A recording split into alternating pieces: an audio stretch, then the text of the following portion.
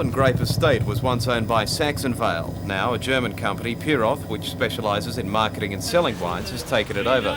Puroff has vineyards and wineries in Japan, America, France, Germany and even China. Bernd Mussler, head of Puroff's foreign division, says Golden Grape Estate will become a valuable part of the company and generate more export business for the hunter. It's present time. We are very successful in Australia, and we are very successful, I'm convinced, also with Australian wines. And what is also important, we started already in 1980. It was the first container which we shipped to Europe. And last year we started to export the first container from the hunter to Switzerland, and you wouldn't believe it, to France. Golden Grape also hopes to establish a rugby union ground near the winery as a home ground for the Puroff Rugby Club. They say the added attraction of the football will boost tourism and sales.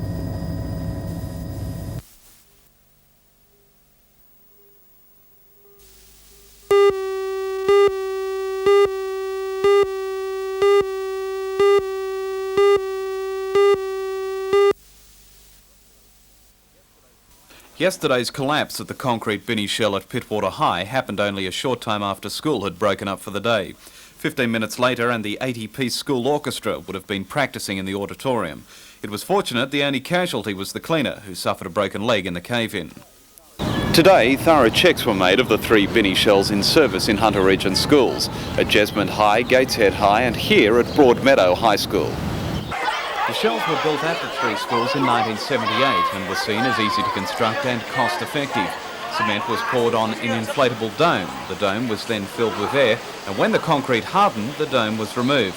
Apart from some resurfacing work on the bini shell at Jesmond High at a cost of more than $50,000, the 3 auditoriums have not experienced any major structural problems. Regional Director of Education Alan Beard says the 3 bini shells in the Hunter will stay out of use until a full assessment of their strength has been made by structural engineers. There's some suggestion they weren't cost effective. Were they a good investment? At the time they looked as though they'd be very good because the roof went up very quickly and giving a building free of climate problems from then on. But in actual fact there were some initial difficulties in getting the concrete to properly seal, and with Jesmond High School bini shell we'd had to go over and reseal the shell even after it was in use, which cost a fair bit. But apart from that, since that time they've been relatively maintenance free actually.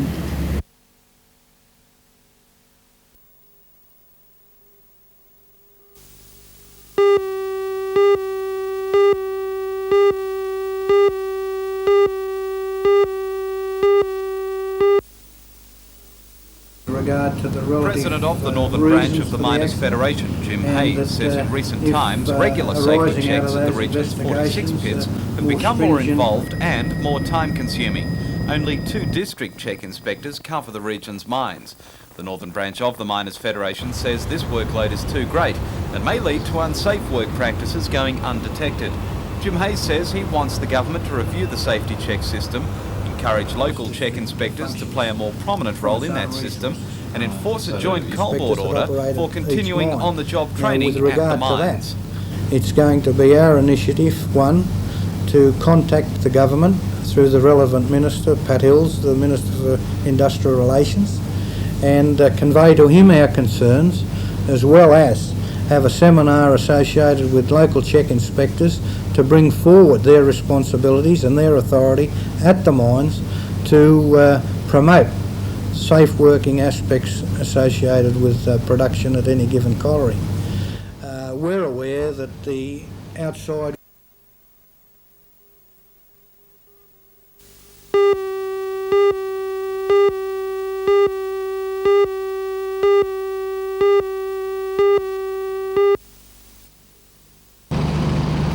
The Sandra Marie, an $8.5 million bulk carrier, has been built by Carrington Slipway's Steel Division for the Intercontinental Group and was due to start sea trials tomorrow. They've now been put off until the Painters and Dockers ban is lifted. Sam Milne of the Painters and Dockers Union says the bans will be lifted only when the Slipways allows his members to carry out trials for the mine hunters, which are built by Carrington Slipways' fiberglass division. However, according to the Managing Director of Carrington Slipways, Don Laverick, the union lost its access to the mine hunters a couple of years ago when it walked out of an arbitration commission hearing into another dispute. He says the Painters and Dockers have never been prevented from trialling ships built by the Steel Division and won't be in the future, even though he's far from impressed with the union's bans on the Sandra Marie. I think it's a big mistake on their behalf to take such action when it will put the whole future of the company in jeopardy if it's not resolved quickly. They have been to the arbitration commission, which we all agreed to abide by the decision that came from that, and the Painters and Dockers are not doing that. Can sea trials go ahead without the Painters and Dockers? Not normally, but I think they'll probably see reason before then. We intend to discuss the matter with the ACTU, who are also party to that decision. The Painters and Dockers say the AMU members shouldn't be involved in any trials at all, as they don't have able-bodied seamen among their ranks. Don Laverick says that with the latest computer technology, such seamen aren't needed. Although the dispute has already forced the postponement of tomorrow's sea trials, it's hoped that talks now between the ACTU and Carrington Slipways will see the Sandra Marie trialling off Newcastle so that she may be handed over to her new owners on schedule next Thursday.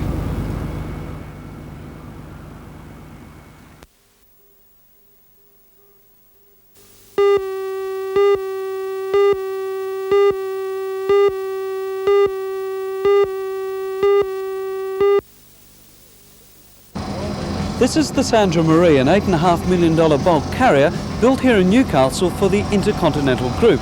It was due to be delivered to its new owners next week. However, a dispute with the Painters and Dockers Union has put all that in jeopardy. Join Ray Deneen and John Church for all the news tonight at 6.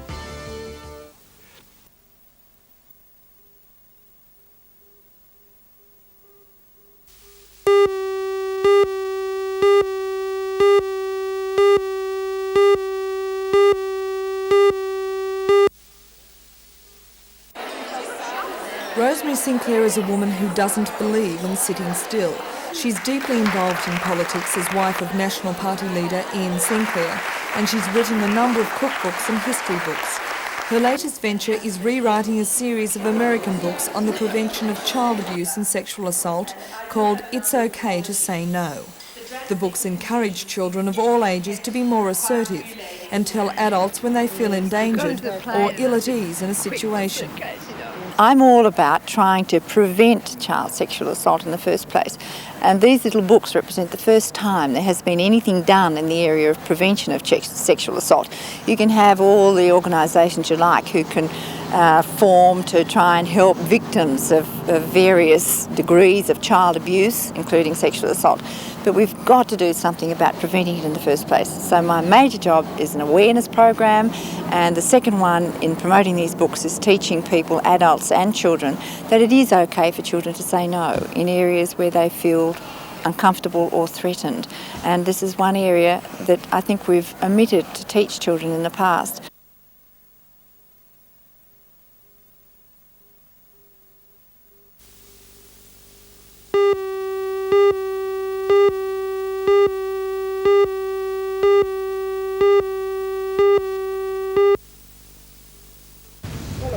University students feel they are frontline victims of the latest economic downturn. Many full-time students already work several nights a week for money to support their studies. Increasing numbers have dropped to part-time study so they can draw unemployment benefits, which are worth $23 a week more than the maximum tertiary allowance. TEAS payments are now 40% below the poverty line. Meanwhile, an estimated 14,000 people have been turned away from universities which don't have enough funding to educate them. Student President Chris Craig says the warnings from Canberra suggest the situation will only get worse. The government is asking everybody to tighten their belts. Why shouldn't students tighten their belts as well? Because they've been consistently tightening their belts for 20 years. They've sold their belts now. They don't own any to tighten. Their current level of support is a mere 60% of the poverty line.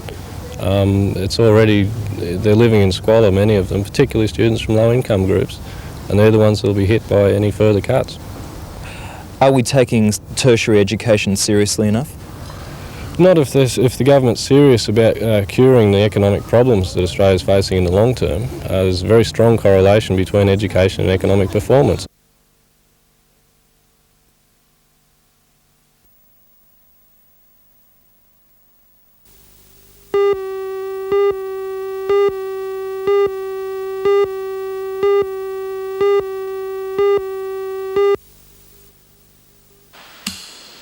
Even though Lloyd Rees is now in his 90s, he's still a prolific producer of art. Add that to the fact that his career has spanned more than 75 years, and it's little wonder many regard him as the grand old man of Australian art. Local art lovers have the chance now to see 44 works by Rees at the Maitland Art Gallery at Brough House. The exhibition features a variety of his works, going back as far as 1931 and as recently as 1984. Predominantly they are lithographs from the Bathurst Art Gallery, though there are 6 works from a Tasmanian suite owned by the Maitland Gallery. The most valuable on display is an oil entitled Hillside Farm, painted by Rees in 1950. The exhibition provides an interesting comparison of his early and more recent efforts, and is an interesting look at some works by one of our great artists. Upstairs at the gallery, and running for the same period as the Rees exhibition, is another by Cor van Kirk of photographs of India. Entitled Images of India and dedicated to world peace, this exhibition may not attract as much attention as the Rees, but it is a pleasant montage of pictures of India. Both exhibitions open tonight and run to the end of the month.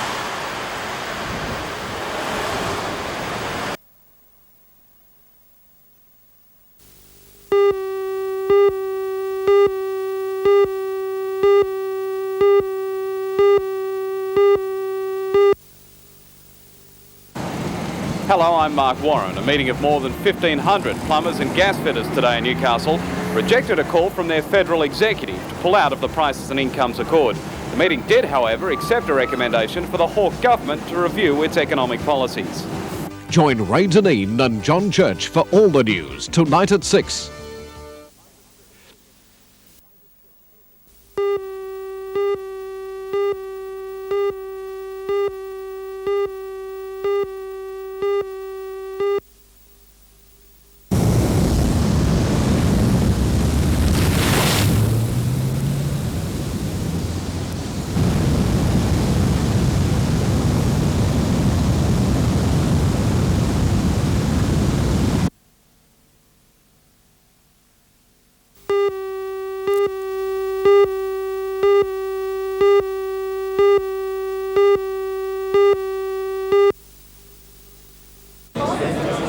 Last night's official launch of Matarami City Hall was a relaxed affair with an injection of humour provided by the pop-up street theatre group.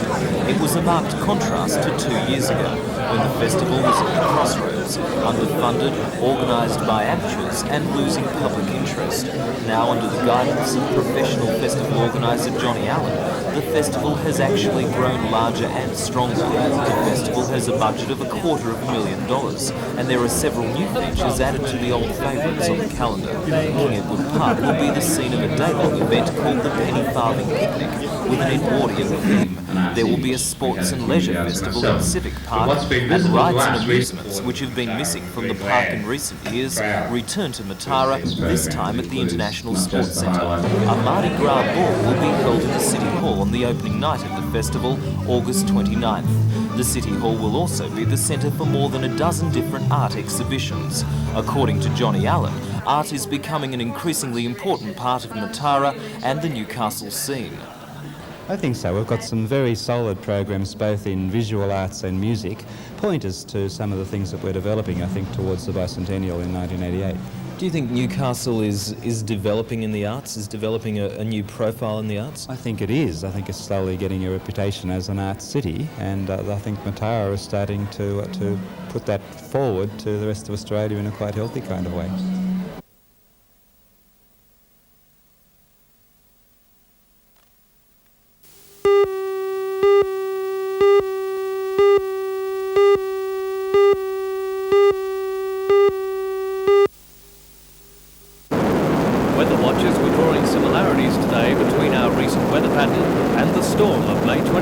in 1974, which saw the Cygna run aground off Stockton Beach. The good news is that the low pressure system responsible for that swell and gale force winds is now moving well out to sea.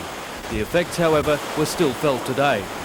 Shortland Esplanade was closed to traffic after waves came crashing over the seawall and onto the road. The force of the sea pushed water back up drain pipes, the road breaking up under the pressure.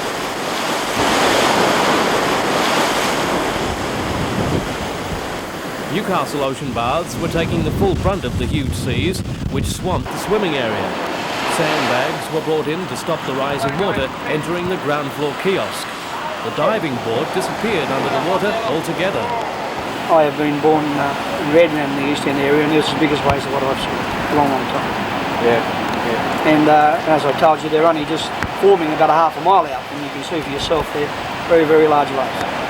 And tonight, of course, we have a larger high tide tonight at about 10:30, so it'll be batten down the hatches here, I'd say, tonight. But the situation at Jimmy's Beach near Tea Gardens was by far the worst. The wind and waves gouged out huge sections of the beach, just metres away from a line of houses. There were anxious moments for the neighbourhood last night, when the storm paired up with a big tide. Well, if we lose the road, then the advance of the sea is that much closer to the houses. Last night at about 10:30, we lost 5 metres in the space of 3/4 of an hour. Is it an expensive operation? Oh, very expensive. Probably costing council in the order of $12,000 a day, just to maintain the current situation we've got, which is not really good. This is not the first time Jimmy's Beach has been threatened by the weather. The most recent big storm was just 2 years ago. No more houses may be built on the Sandy Peninsula after the Great Lakes Council slapped on a moratorium. Shire President Bruce Parsons says the residents deserve some of the state government's emergency funding. Well, I would be making approaches to them. I think we have a legitimate claim for it. I'd be most disappointed if they didn't see us as being part of the storm damage that's happening in New South Wales at the moment.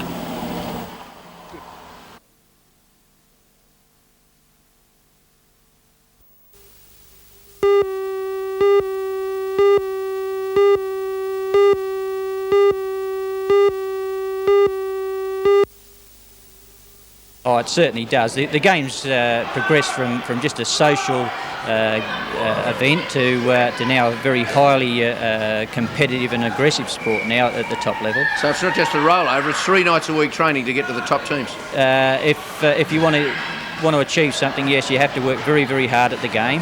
You have to be very well organised. We're going to see basically all the state players and many national players here playing in these teams at the weekend. I would say that you would get the majority, if not all, of the state and national players. The team from Manly, Mike Paulies, are well represented in that area, both in the men's and ladies.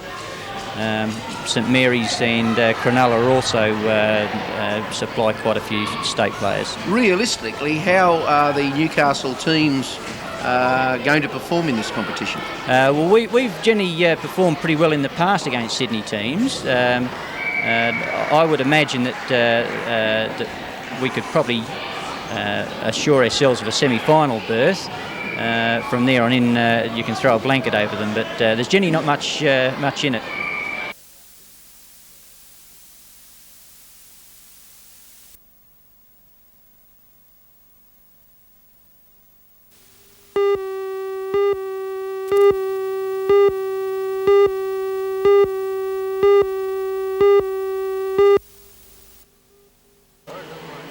Top Australian and overseas rally drivers are blasting their way through the state forests west of Wyong on the Central Coast tonight on day 1 of this year's rally. It's a sprint event with 200 kilometres of competitive sections, taking the cars over some of the most treacherous dirt roads in the state. The rally has been made even more difficult this year by the recent downpours, which have turned the roads into muddy, slippery tracks. Despite the tricky conditions, when the drivers reached the first spectator point 1/4 of the way into the event, there seemed to be no holding back. First man through that point was one of Australia's best wet weather drivers, Wayne Bell, with navigator Dave Boddy. Formerly of Newcastle, Bell is an ex-Holden dealer team driver, but today he was setting the pace in a Toyota Sprinter. He was followed shortly after by one of 2 Japanese teams in the rally. And then came one of the favourites, twice Australian rally champion Greg Carr, in the luminous yellow Alfa Romeo. Dale Loader put German precision to the test in the mountains in his BMW 323. He looked good for a while, but later ended up in hospital with his navigator after their car left the road. Any of 10 drivers, including former winners Ed Mulligan and Ian Hill, are tipped as possible winners. The real test, though, should come tonight, when the rally has several sections on the fastest and longest road in the event in the Wattingen Mountains. Organisers say that'll really sort the men from the boys, and drivers like Wayne Bell and Greg Carr are expected to break away from the pack. The rally winds up tomorrow afternoon at the Gillaby Autocross Centre.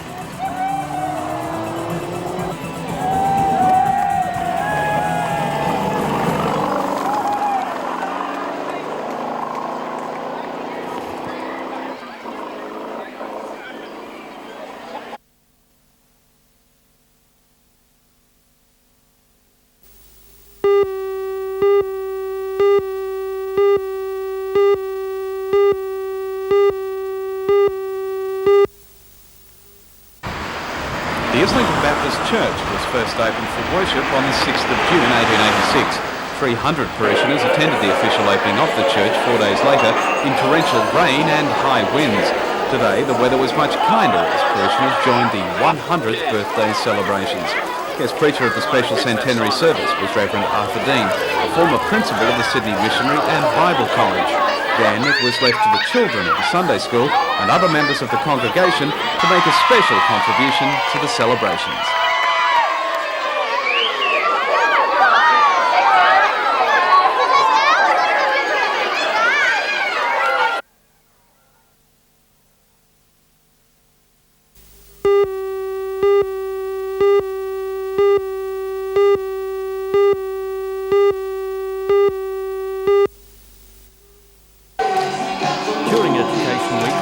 Coast schools are visiting major shopping centres to demonstrate the students' many skills. At Market Town in Gosford, shoppers were treated to an aerobics display by Kincumber Public School. Exercise is becoming a regular feature of the daily school routine, along with the more traditional lessons. Computers were also on display, with pupils showing mum and dad what the latest technology can do. Gorican High School then entertained the lunchtime crowd with music from the school's flute and clarinet ensemble. The Assistant Director of the Central Coast Sub-Region, Bob Nichols, is encouraging people to visit schools during this week. Schools are really keen that students fulfil their potential. In the past we've had a concern for equality, egalitarianism, and with it we've an understanding that children should only perform to mediocrity. We're concerned that that myth be overturned and that they pursue with all their vigour the achievement of excellence in whatever they do.